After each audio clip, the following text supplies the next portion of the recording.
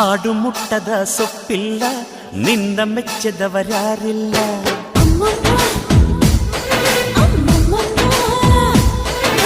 ಜೇನಿಗಿಂತ ಸಿಹಿ ಬೇರಿಲ್ಲ ನಿನ್ನ ಮುದ್ದಿಗಿಂತ ಸಿಹಿ ಬೇಕಿಲ್ಲ